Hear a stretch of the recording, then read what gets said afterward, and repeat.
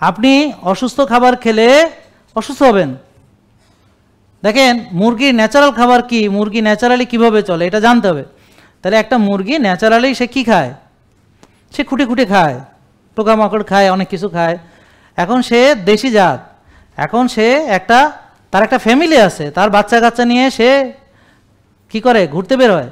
এবং আপনি মুরগির বাচ্চাকে ধরতে গেলে ও এসে আপনাকে আক্রমণ করবে, এটা ওর ফ্যামিলি। হ্যাঁ, ওখানে আপনি গেলে আপনাকে একদম আক্রমণ করবে, আপনার সাথে পারবে কি পারবে না সেটা দেখবে না, আপনি কে সিংহ নাকি বাঘ না কি সেটা দেখবে না, সে একদম ধাবায় পড়বে আপনার উপরে, চিন্তাও করবে না যে সে এটা যারা তার জীবন চলে যাইতে পারে। তাহলে তার একটা ফ্যামিলি আছে।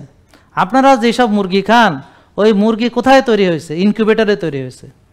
ওর বাপ মা আছে কোথায়, ও কার সাথে ঘুরে, ও কোথায় বাচ্চা ফুটাইছে, এবং ও বসে বসে একটা জায়গায় খায় আর ডিম পাড়ে। এটা তো তার ফ্যামিলি না, এটা তো তার সামাজিক কোনো পরিবেশ নাই, এটা তো তার অথেন্টিক যে পরিবেশ ছিল সেখান থেকে তাকে সরায় ফেলানো হয়েছে, তাকে হাইব্রিড একটা প্রজাতি বানানো হয়েছে, তাকে খেতে দেওয়া হয়েছে ফিড, তাকে একটা জায়গায় বসিয়ে রাখা হয়েছে। এটা তো মুরগির স্বাভাবিক জীবন নয়।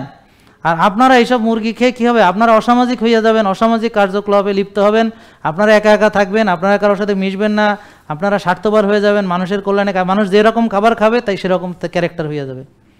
এজন্য আল্লাহ আপনাকে কিছু কিছু প্রাণী, কিছু কিছু জিনিস খাইতে নিষেধ করছে। কিছু আছে হিংসাত্মক প্রাণী, ধ্বংসাত্মক প্রাণী, কিছু আছে নোংরা প্রাণী, কিছু আছে আক্রমণকারী প্রাণী, নাকি? তাহলে এগুলো খাইতে কেন নিষেধ করছে? ক্যারেক্টার ম্যাটার্স করে।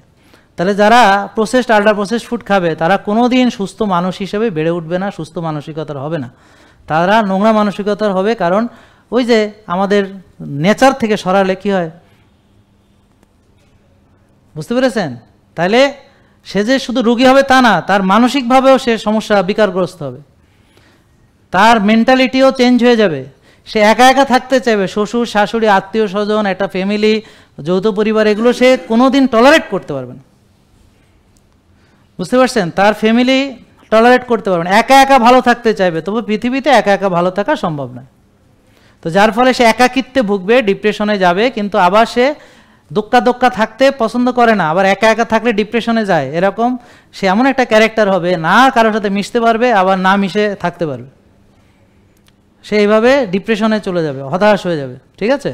তো এই জন্যে খাবারের সঙ্গে আমাদের অনেক সম্পর্ক। তো আমরা যেই খাবারগুলো খাবো সেটা যে আমার যে processed food, ultra processed food, সেগুলো যে আমাদের ক্ষতি কিভাবে করে এটা আপনারা জানেন না, কিন্তু ইবলিস জানে। এই জন্যে আপনাদেরকে এখন এমন খাবার দেওয়া হয়েছে, আপনি চাইলেও সেই খাবার না খেয়ে এই পৃথিবীতে থাকা অনেকটা অসম্ভব করে ফেলছে। জেকে লাইফস্টাইল, ওষুধ মুক্ত সুস্থ জীবন।